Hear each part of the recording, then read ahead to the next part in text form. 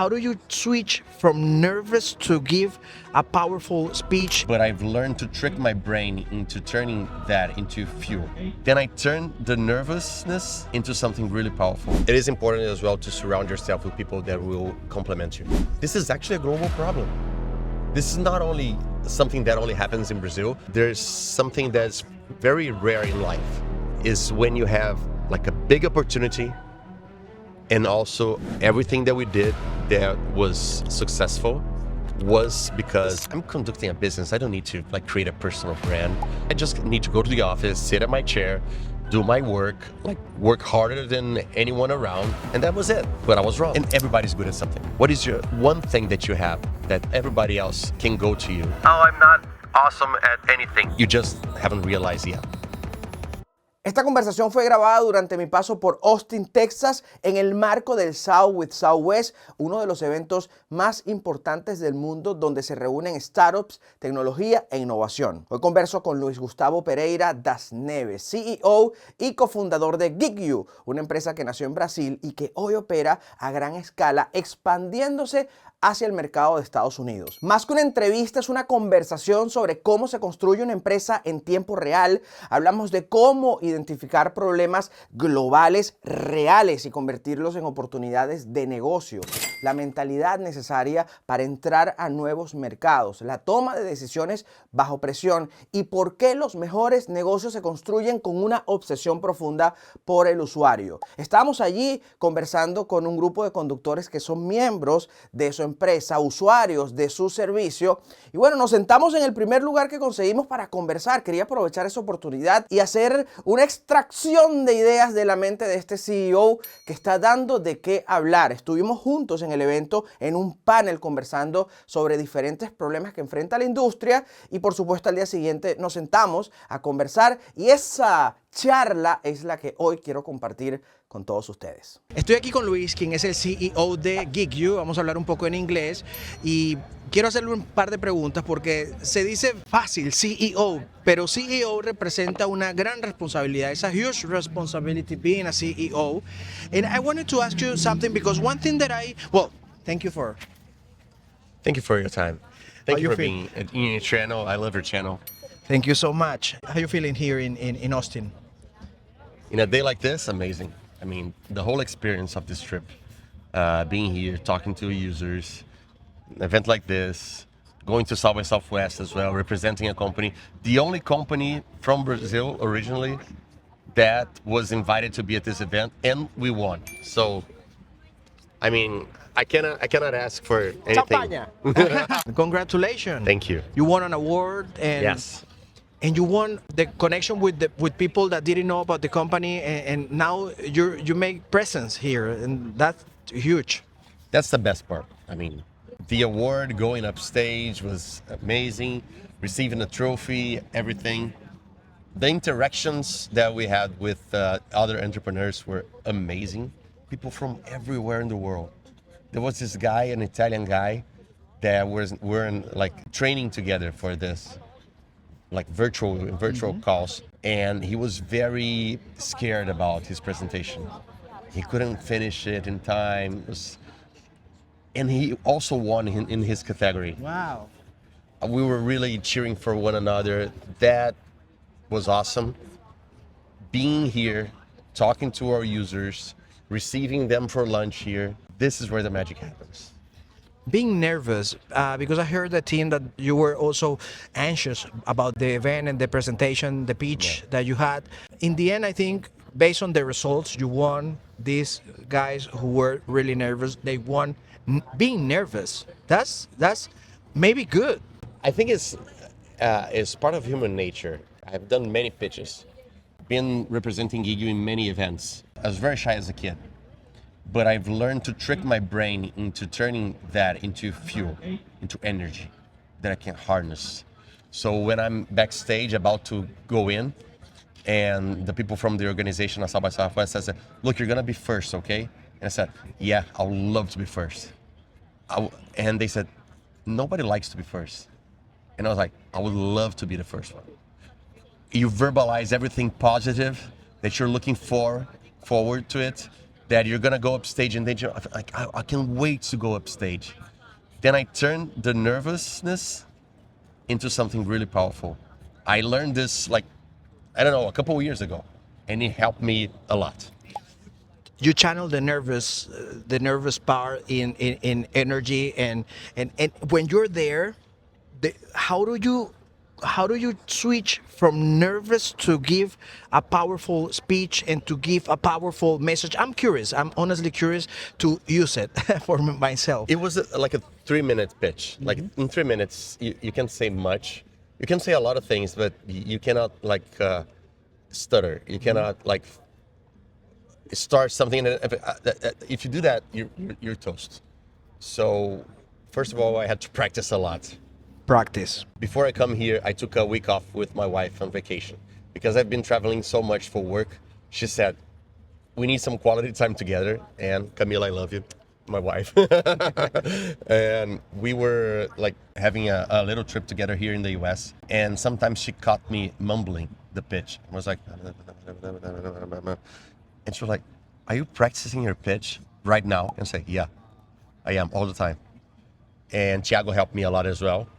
We practiced together. So when I went upstage, it was almost automatic. And it helped because they have such a lot of lights in my face. I couldn't see anyone.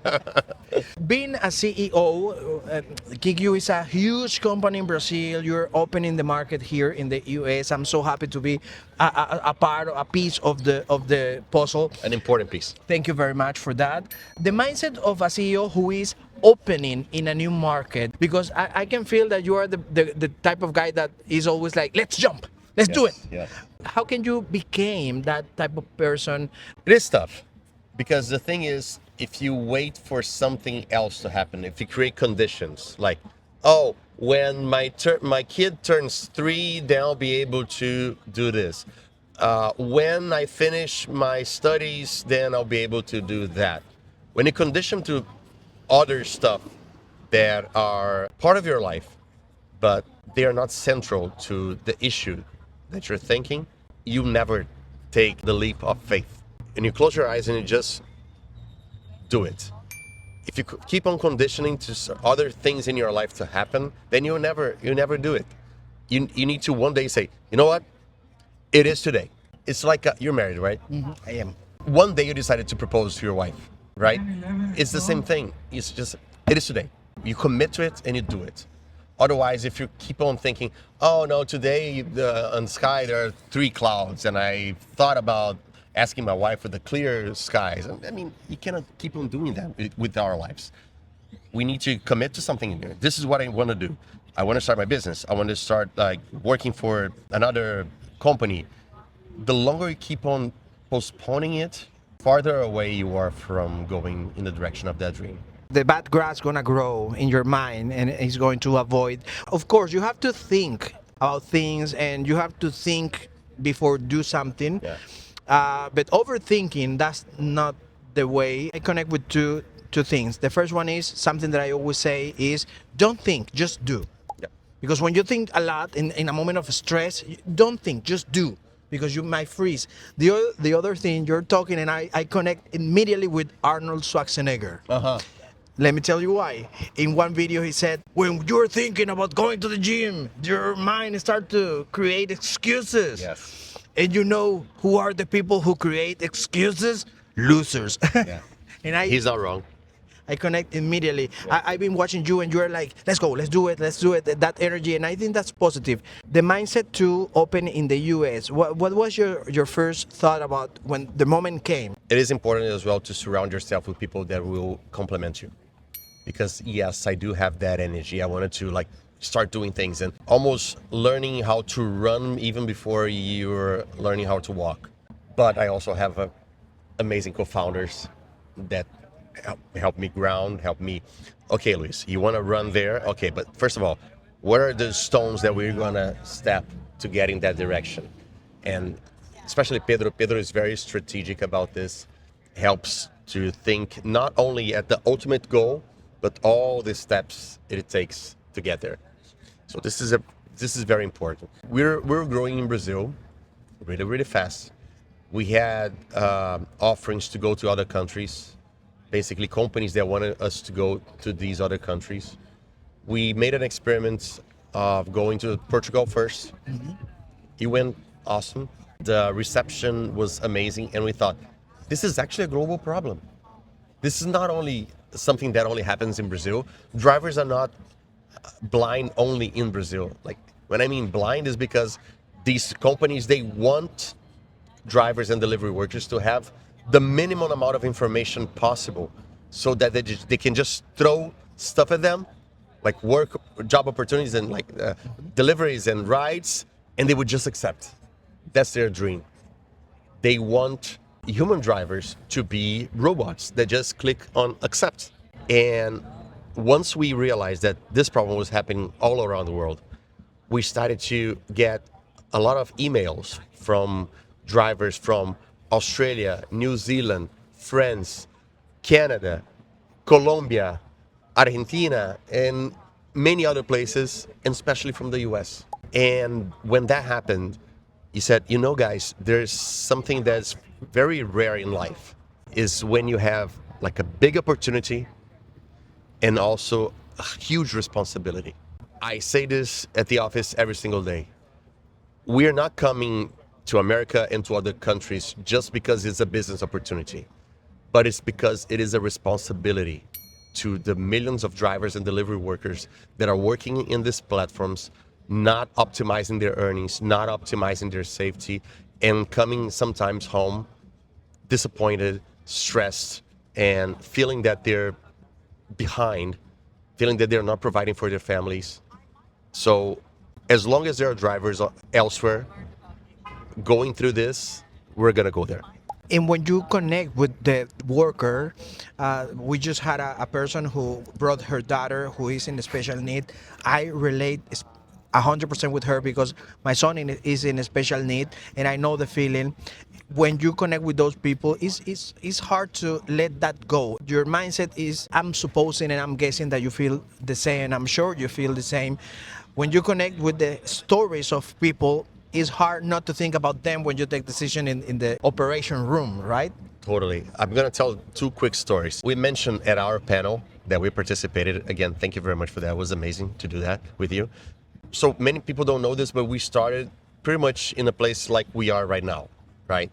We rented underused parking lots where we put a lot of tables and chairs, and we served them lunch, washed their cars. We had a barber shop. Soon other companies wanted to be part of this ecosystem. And those days were amazing. I mean, those days were basically the building blocks of what this company is today, those interactions. I always say that I dare Uber, Lyft, DoorDash, you name any of these companies, pick one person there that's been in this company for the longest time. They will not have as many meals as we have with gig workers. Never. Because we did it every day with hundreds of gig workers. And when I'm experiencing an event like this here, it brings me back to those days. And it energizes us. It's like we start talking to one driver there, and we like look at each other like we're living it again. And we are collecting new pieces of information that will take us further into this and make the app better. Because as you mentioned, the problem is global. The language is not the same, the protocols are not the same, the legislation are not the same, but Yep. the problem is the same. The problem is the same. And the solution is the same. Yep. And in the end, what you're trying to do, among everything, because you have so many things, so many pieces, so many things, the cherry picker, the profitable earnings, the secret camera, but there are solutions that you offer in the platform. In the end, is about the stories and helping others. About the mindset of a CEO, you have a huge responsibility. Share with me advices for those who want to create amazing things, but they haven't started yet. I would say that, first of all, do a lot of research. Try to understand the market you're trying to tackle, the problem that you're facing. Many times it's very common, and I've been there as an entrepreneur. I've seen friends in the same place. You identify a problem, and it's a problem that is close to you for some reason, and you think it's going to be awesome because you're thinking about a solution to that problem, that you're living it. But sometimes it's a small problem that not many people like face. So this tends to be not a great business opportunity. So first of all, try to understand the market, the size of the market, and where can this go to. Second of all, I would say surround yourself with people that are complementary to you, that have different skill sets than you have, so that when you're in a room, you're not telling people what to do. You're all discussing ideas, and the best strategies will win, regardless of who gave it. When I'm at the office, I'm not like pointing, you do this, you do that, you do whatever. And I keep on asking, what should we do in this to achieve that goal? What should we do on the events at Austin? I mean, I want the team to bring in, and I'll add my view on that, and we'll discuss, and we'll create a plan. Don't think that you are like the person with the whip telling everybody else what to do. This is a terrible way to conduct the business. And the third, be obsessed with your client or user. I cannot highlight more the importance of being in touch with your user. Everything that we did that was successful was because a user asked for it, or because we talked to them and we understand the struggle that they were facing. Sometimes when you talk to your user, they know the pain, but they don't know the solution for it. They're unaware of a solution that can help them out. When we started to talk about the cherry picker, the first versions of the cherry picker, drivers would complain about how little time they got to evaluate each offer. But they couldn't think that we could make all those calculations for them and show this information in colors so fast. Of course, they couldn't think about that because they were only thinking about the problem.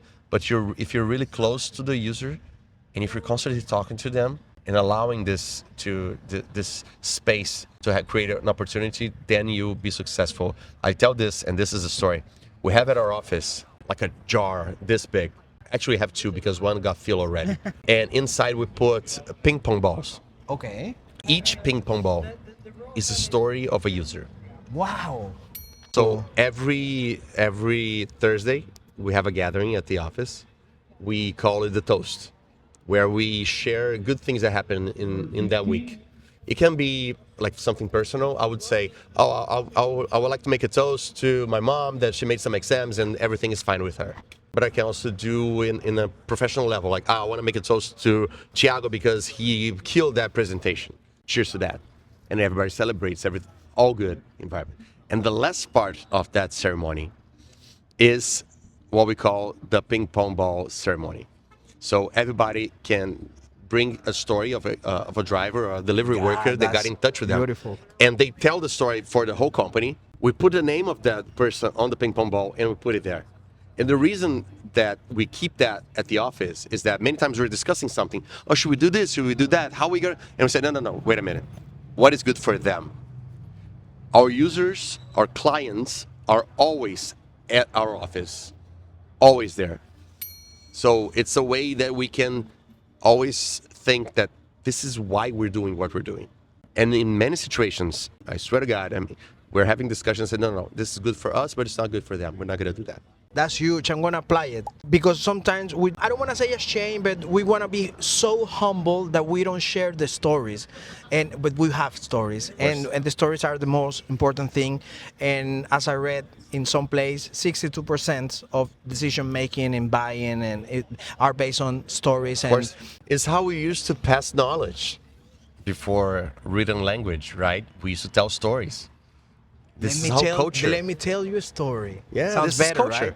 Right? Our culture was like passed through stories, and I mean, you're totally right. I mean, the way that we tell stories changes how we consume, how we live, decision making of if we're buying that vacuum cleaner or the other one. It's like that. One of the messages that I've been sending in this new space that I'm creating, the knowledge that I want to share are three. The first one, brand, personal branding. The second one is create authority. And the third one is communication. What knowledge can you share about that? Being absolute, like 200% transparent and honest.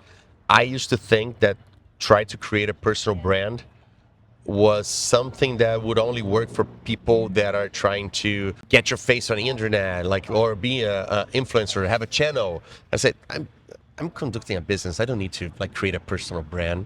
Like, I just need to go to the office, sit at my chair, do my work, like work harder than anyone around, and that was it. But I was wrong. Thing is, when people look up to you and understand that, oh, I want to know something about that subject, I need to talk to Luis. And this became something that I teach nowadays inside the company.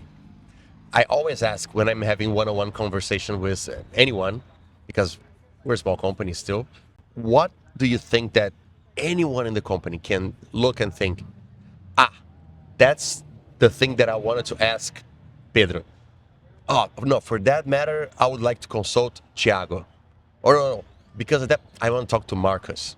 What is your one thing that you have that everybody else can go to you for advice?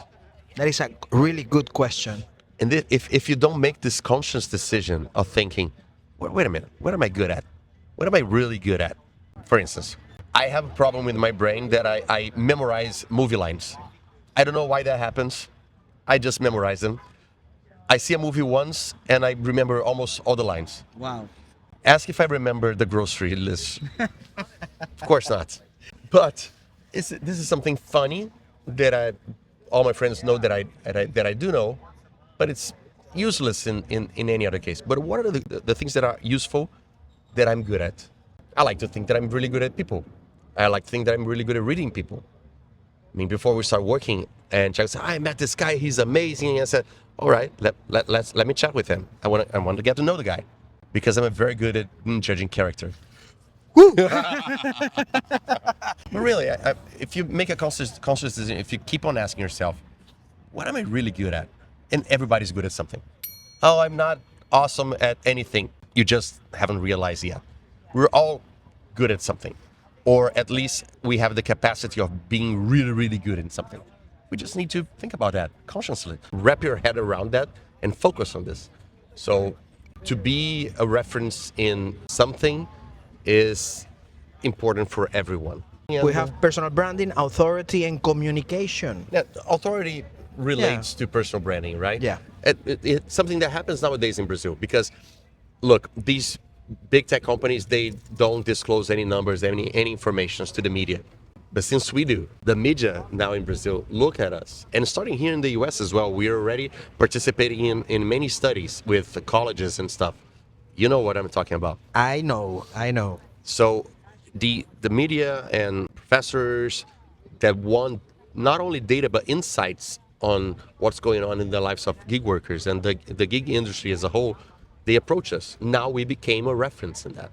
And communication is something that I think is one that I'll be, let's say, 90 years old and I'll still be a student in this. It's something that you always can improve. I mean, I would rather be having this conversation in Spanish with you because of your audience. But I can't because I'm not a good Spanish speaker. But I'll work on that. Maybe the next interview will be in Spanish. ¿Por qué no? Maybe. ¿Por qué no? La buena noticia, the good news is that with technology, you can now, with AI, you can now do the translation. It works fine. If someone wants to communicate better something, when you're in a board, when you are with team members, when you want to share something and you want to communicate it better, how do you handle the communications? This is a very good question. And I think that it has different approaches depending on the topic. If it's a serious topic, a more like sensitive kind of topic, then you must really give it some structure before. I like to scribble. So I like to scribble. I'm an old school kind of guy, so my gray hair gives away my age. But I like to scribble it a little bit, understand my thought process, figure out what's around the topic that I want to discuss. Because it's not only one thing. Let's say what's supposed to be a kind of simple conversation between husband and wife. I think we need to buy a new car. If you just think about that, you might be persuaded not to do because your wife or your husband might agree in another direction, right? Say, oh, but you know what? This car is already fully paid. Why we need to get a new one, start a new loan, whatever. We can save the money, do something else. What about that trip? And so on and so forth. But if the car is important for your job, say, no, you know what? I need to buy a new car because I can do different job offers. I can be in better categories of driving, and I'll be receiving better clients. I'll receive more tips. It'll be important. It will pay itself in 18 months. Then you figure out all the angles that were behind of the main topic, you know?